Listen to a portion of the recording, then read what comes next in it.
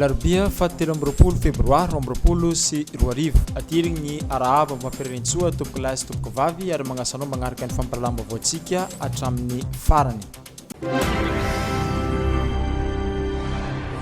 Ho atombotsika eo amin'ny fanorenana ny tranobe ny radio antson'ny filadan-tsara antsaranagna ny famparalam-baovao amin'ny ity androany ity.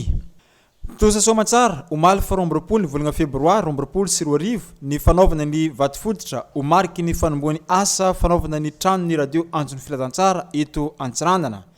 Ny radio antson'ny filadan-tsara dia manana tanjona manokana amin'ny maha radio évangélique azy dia ny fampafantarana ny fiangonana ny iraka ny fitoerana filazan-tsara ary ny fampiroboroboana ny fiarahamonina. Fitaovana lehibe entigny anapariagna ny filazan-tsara eto Antsiranana sy ny magnodidiny ity onjapeo ity. Noho zegny dia notarigny tamin'ny alalan'ny fotoam-pivavahagna fangataham-pitahigna amin'Andriamanitra ny fanaovana ny vato fototra ho mariky ny fanomboany asa tamin'ny maraindraigny ny talata fa roa amby roapolo ny volana febroary lasa teo ka ny pasteur Floré Ramamondsoa filohan'ny Fédération Madagasikara avaratra no nitarika izany fanomboam-pivavahagna izegny. Zay mamaramparana ny asa araka izay vakteny vakitsika teto izay raha ny tantara ny amin'ny fanorenana ity tempolo Jerusalema ity no jerena dia nandany fotoana ela be izy io araka ny voalaza nisy 7 taona nagnomagnana ny fitaovana na ny matériaux de construction zay tsika am'izao andro zao 7 taona nanomanana ny vato nagnomagnana ny kakazo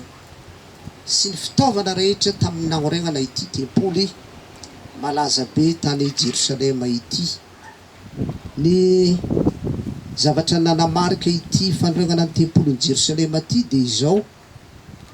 ny ingénieur izay nandrafitra ny trano satria araka ny tantara dia izao rehefa naorina ilay trano dia tsy nisy marteau regny ny kapokapoko zany tamin'ny fanorena tsy narignesagna lasy manapaka kakazo zany nandritra ny fanorenana zany hoe alohan'ny nitondrana ny matériaux rehetra nanaovana an'ilay trano dia efa voarafitra tany amin'ny toeran-kafa izy io ka rehefa tonga teto zany ny matériaux mametraka fotsiny ny nataon'ny mpiasa. Eritreretinao amin'izany fa tena fisaintsainana lalina zany hoe ny ingénieur tamin'izany fotoana izany zany dia tena nandinika hoe ity vato araiky ity eto place araiky ity eto mitody karaha zao izy karakaraha zay zany ny fanorenana an'ity tempoly Jerusalema ity satria ny baiboly hoe tsy narignesagna marteau na lasy maneno nandritra izany fanorenana izany. Voaomana mialoha ny zavatra rehetra efapolo taona moa nanaovana an'io tempoly io ka tsy mahagaga zany raha io no heverina fa tempoly tsara indrindra nisy teto ambonin'ny tany satria hita tao avokoa ireo karazana vatosoa sarobidy hazo sarobidy hatramin'ny volafotsy sy ny volamena. Ankehitriny dia misa roa ny onjapeo antson'ny filadan-tsara ho an'ny faritra Diana eo amin'ny distrikany Nosbe sy ny distrikany Antsiranana ka ao amin'ny distrikany Antsiranana faharoe no safidianina agnatanteragna ity vodi-drafitrasa ho an'ny onjapeo antson'ny filadan-tsara eto Antsiranana ity ka ny entreprise Siloam étude et construction no agnatanteraka ity vodi-drafitrasa ity ao anatin'ny efatra volana no faharetany asa. Nangazava manokana ny abeny sy ireo fandaniagna rehetra izay ity tranobe ny onjapeo antson'ny filadan-tsara Antsiranana ity ny taleny communication eo anivon'ny fiangonana adventiste amin'ny tanany fafito pasteur Jean René. Trano aorinitsika ito mirefy 12 mètres de long ary 10 mètres de large studio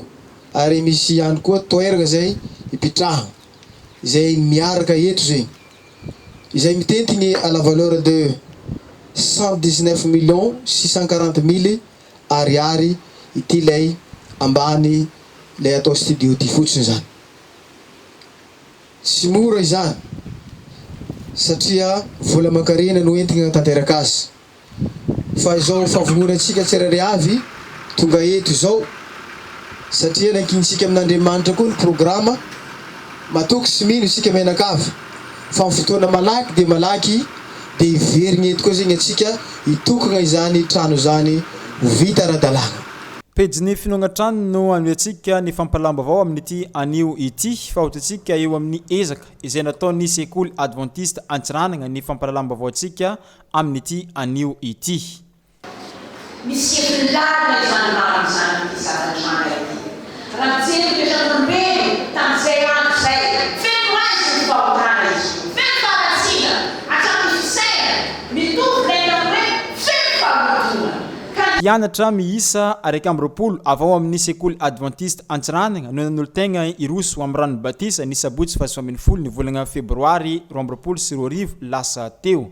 Ny sekoly adventiste amin'ny maha-sekoly mpinoagna azy dia manomana ireo zaza izay mandrato fianarana ao aminy mba olombana eto an-tany sy any an-danitra. Noho izany indrindra dia manana tanjona manokana ny amin'ny fitorenan'ny filazantsara amin'ny alalan'ny seminaire, conférence sy ny sisa ny mpampianatra sy ny mpiandraikitra ny ara-panahy eo anivon'izany sekoly adventiste Antsiranana izay. Santatra Mbavarano ity 120 ity araka ny fagnazavagna nataon'ny pasteur piay ny sekoly adventiste Antsiranana fa mbola isy mpianatra maro izay irotsaka ho amin'ny rano batisa alohan'ny fiafarany taom-pianarana hoy nambaran'ny pasteur Taina Gideon aumônier lycée adventiste Antsiranana. Tapitra ny fampalalam-baovao antsika toboko lasy toboko vavy sirikinao nagnaraka hatramin'ny farany magname fotoagnanao amadray koa amin'ny lera karaha ty veloma tompoko.